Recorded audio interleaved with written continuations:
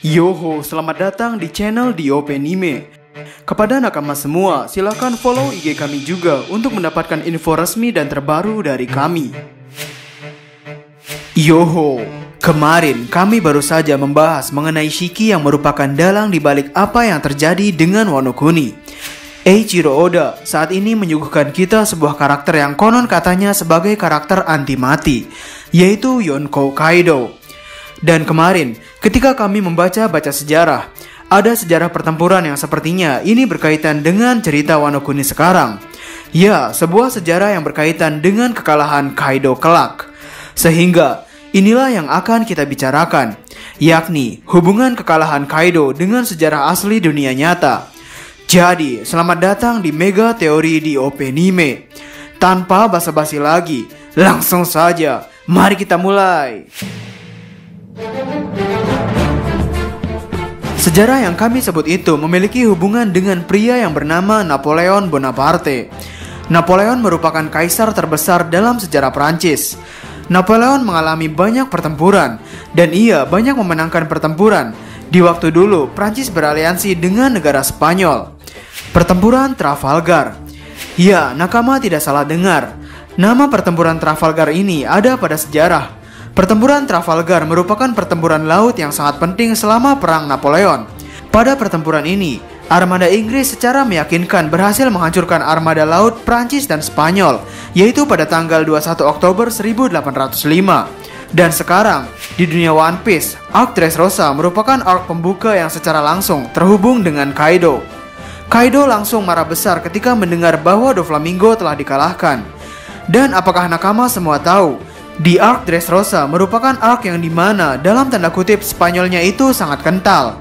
Nama seperti Doflamingo, Diamante, Pica, Corazon, Trebol adalah nama-nama Spanyol. Dan unsur ceritanya juga seperti tarian, musik, dan baju-bajunya merupakan baju-baju yang digunakan oleh warga Spanyol. Spanyol yang beraliansi dengan Prancis ini seolah-olah seperti Doflamingo yang memiliki hubungan dengan Kaido. Setelah perang Trafalgar yang dimana Spanyol dan Prancis ini kalah, Napoleon masih hidup. Kemudian muncul perang kedua yang bernama Pertempuran Waterloo. Battle of Waterloo adalah salah satu perang terbesar di dunia. Perkiraan pasukan yang perang di sini minimal ada 200, 300 atau 400 ribu pasukan.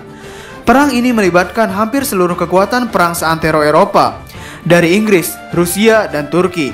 Semuanya bentrok di Waterloo. Perang dalam skala lebih besar tersebar di mana-mana sampai ke Afrika dan Asia. Namun Battle of Waterloo ini yang menjadi penentu, karena di Waterloo pusat kekuatan yang berperang ini bertemu. Battle of Waterloo itu hanya berlangsung 1 hari. Ratusan ribu orang saling serang, sekali hajar langsung kelar. Kejadiannya pada tanggal 18 Juni 1815, yaitu di Waterloo, yang sekarang menjadi bagian dari negara Belgia. Bisa nakama bayangkan, perang yang berlangsung dalam 1 hari, yang melibatkan beratus ribu pasukan. Bukankah terdengar merupakan perang yang sangat mengerikan? Perang ini juga melibatkan banyak teknologi canggih pada masanya. Siapa saja yang bertempur dan kenapa? Yang terlibat dalam peperangan di Waterloo itu adalah Prancis secara sendirian, melawan 7 koalisi atau pasukan koalisi. Prancis dipimpin oleh Napoleon Bonaparte, dan pasukan koalisi dikomandani oleh Duke of Wellington. Pasukan perang Napoleon kurang lebih 100 ribu pasukan, sedangkan pasukan koalisi 2 kali lipatnya sekitar 200 ribu sampai 250 ribu pasukan. Gampangnya adalah kenapa terjadi perang antara Prancis yang sendirian melawan 7 pasukan koalisi adalah karena pada waktu dulu, di bawah kepemimpinan Napoleon, Napoleon mencoba untuk menantang seluruh kerajaan di Eropa. Mereka pernah menyerang Rusia, Turki, Mesir, Inggris, dan masih banyak lagi. Secara singkatnya, kerajaan-kerajaan di Eropa bertemu untuk membahas masalah Napoleon. Napoleon diputuskan sebagai penjahat. Setelah diputuskan, koalisi pun dibentuk. Pemimpinnya yaitu Inggris. Komandannya adalah Duke of Wellington. Napoleon melihat hal ini, nampaknya ia tidak akan bisa diterima secara baik-baik di Eropa, sehingga harus lewat jalan perang. Dan begitulah sejarah akhirnya membawa seluruh kekuatan raksasa Eropa ini bertemu di Waterloo. Sehingga, apa yang bisa kita ambil dari sejarah ini? Ngomong-ngomong, kami bukanlah orang yang ahli dalam sejarah. Kami hanya membaca dari tulisan yang ada. Jika ada kesalahan atau apapun itu, mohon dikoreksi di bawah. Bagi nakama yang memiliki pengetahuan luas juga, silakan untuk membagi pengetahuannya di kolom komentar di bawah, yaitu seputar perang Trafalgar dan perang Waterloo. Sekarang kita kembali ke topik. Apa yang bisa kita ambil dari sejarah ini? Kita bisa melihat bahwa Eiichiro Oda menulis nama Trafalgar di Waterloo itu tidak sembarangan. Sepertinya Eiichiro Oda mengambil nama tersebut berdasarkan sejarah yang ada. Dan kita sudah menyaksikan sendiri perang Trafalgar-nya dunia One Piece, yaitu di Arc Dressrosa. Sehingga nanti kita hanya tinggal menunggu perang Waterloo, yang dimana perang ini sepertinya akan menjadi perang megah yang terjadi dalam waktu singkat. Untuk saat ini, memang kelompok aliansi kru topi jerami memiliki pasukan yang tidak terlalu banyak. Tapi, jika memang aliansi kelompok kru topi jerami yang ada pada saat Arc Dressrosa itu datang, dan kelompok bajak laut Marco juga datang, mungkin akan menjadi perang dengan jumlah pasukan yang banyak. Ini juga bisa menjadi poin yang cukup untuk mengatakan bahwa Kaido akan dilawan dengan cara keroyokan, mengingat pasukan Napoleon sendiri dihajar oleh 7 koalisi. Tapi meski begitu, sekarang kita perlu membicarakan bagaimana caranya Kaido kalah dalam cerita ini. Dalam teori ini, kami masih akan menggunakan referensi hal-hal yang berbau dunia nyata. Hubungan Kaido dengan cerita rakyat Jepang. Kaido sepertinya terinspirasi oleh Oni dari mitologi Jepang. Oni dalam mitologi Jepang memiliki tanduk, memiliki perawakan besar, dan yang lebih penting menggunakan kanabo atau gada sebagai senjata utamanya. Sebenarnya, cerita Wano Kuni sekarang memiliki kemiripan yang banyak dengan cerita Momotaro. Kami akan menceritakan secara singkat mengenai apa itu cerita Momotaro. Cerita Momotaro bermula dari adanya seorang pria yang bernama Momotaro, yang di desanya terdapat raksasa. Momotaro menghajar raksasa dengan membawa bekal sebuah kibidango. Di tengah perjalanan menuju pulau raksasa, Momotaro secara berturut-turut bertemu dengan anjing, monyet, dan burung pegar. Setelah menerima kue dari Momotaro, anjing, monyet, dan burung pegar mau menjadi pengikutnya, dan mereka mengalahkan sang raksasa bersama-sama.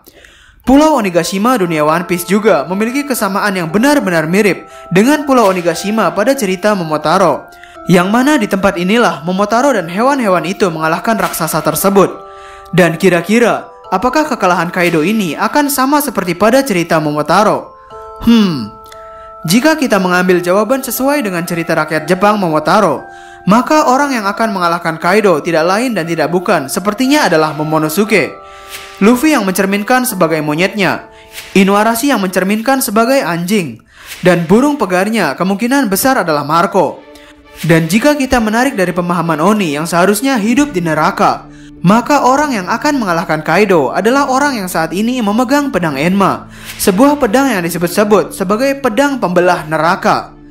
Sehingga kesimpulannya, kami mencoba untuk membuat teori mengenai hubungan kekalahan Kaido dengan sejarah dunia nyata, yakni dari kalahnya Napoleon pada perang Trafalgar dan perang Waterloo.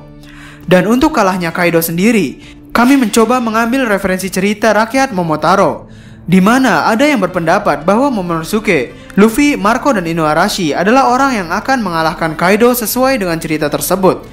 Namun di teori ini, kami mencoba untuk membelokkan sedikit mengenai siapa yang mengalahkan Kaido, yakni dengan menambahkan unsur di mana seorang Oni harus hidup. Oni adalah makhluk yang jahat yang dimana ia seharusnya hidup di dalam neraka.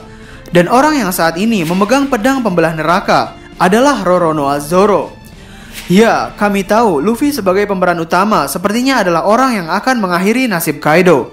Namun karena teori ini diambil berdasarkan kisah sejarah yang saling berkaitan dengan cerita One Piece, kami ingin nakama agar mendengarnya dan mencoba untuk mendiskusikannya.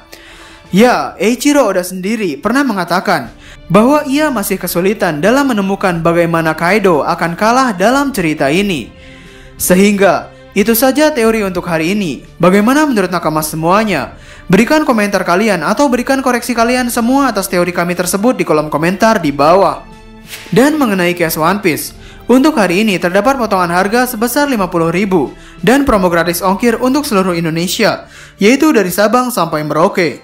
Sehingga bagi nakama yang berminat, nomor WhatsApp dan alamat websitenya akan kami taruh di kolom deskripsi di bawah. Masih banyak desain eksklusif yang dapat nakama lihat pada katalog WhatsApp kami. Jadi, kami di Openime dan terima kasih banyak.